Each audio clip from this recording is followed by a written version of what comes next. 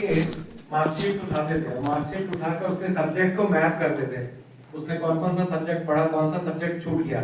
अगर आप देखोगे यूजीसी ने एक रिसेंटली डॉक्यूमेंट रिलीज किया जिसमें क्रेडिट इक्विवेलेंसी की बात की गई है। यूजीसी कहती है कि सब्जेक्ट बेस पर कंपैरिजन ना करें, इंस्टेड ऑफ कंपेयरिंग केस और instead of defining the equivalency should be defined based on the credits, not on based on the subject.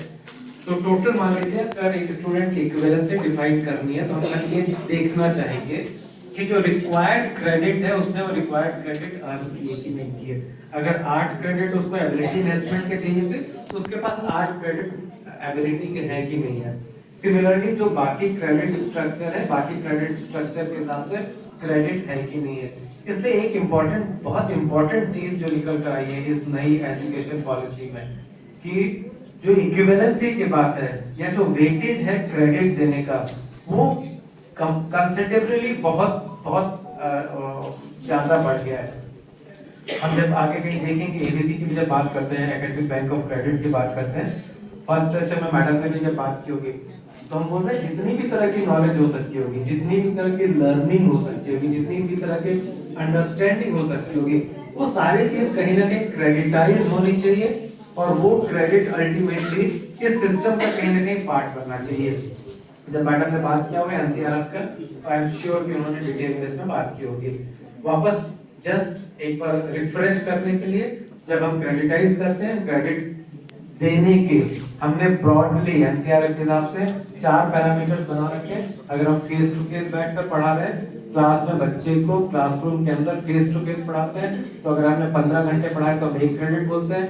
अगर हम लैब वर्क या प्रोजेक्ट वर्क लेके रखा है तो हम बोलते हैं कि 30 घंटे के बराबर 30 घंटे इज इक्वल टू 1 क्रेडिट। अगर हमने कुछ फील्ड वर्क देख के रखा है तो बोलते हैं 45 घंटे के बराबर 1 क्रेडिट है।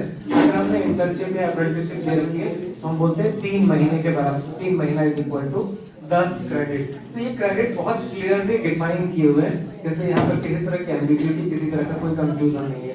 ये बेसिकली हमारा, मैंने बोला क्रेडिट और करिकुलम का स्ट्रक्चर हो गया। अब ये जो 4 साल की डिग्री है, ये 4 साल की डिग्री किस तरह से होगी टोटल, क्योंकि हमने, इसलिए मैंने बार बार इस चीज को रिपीट कर रहा हूँ कि हम ऑलरेडी इंप्लीमेंट कर रहे हैं तो बहुत सारी चीजें हम जानते होंगे, लेकिन चूंकि टॉपिक वही है इसलिए एक बार मैं उसको एज अ रिफ्रेशर की तरफ से खाली चला देता हूँ कि टोटल सेमेस्टर एनीथिंग में बात हुई कि एनुअल सिस्टम बंद होना चाहिए, सेमेस्टर सिस्टम होगा।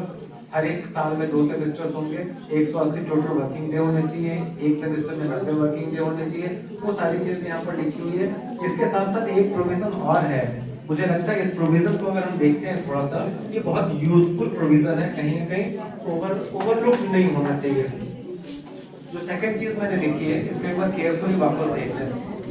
Special summer term for 8 week और 2 मंथ। आप कैसे खड़े हैं, कैसे खड़े हो आप बैठ जाइए, खड़े मत होइए। आगे के तरफ कोई चेयर से बैठना है तो आप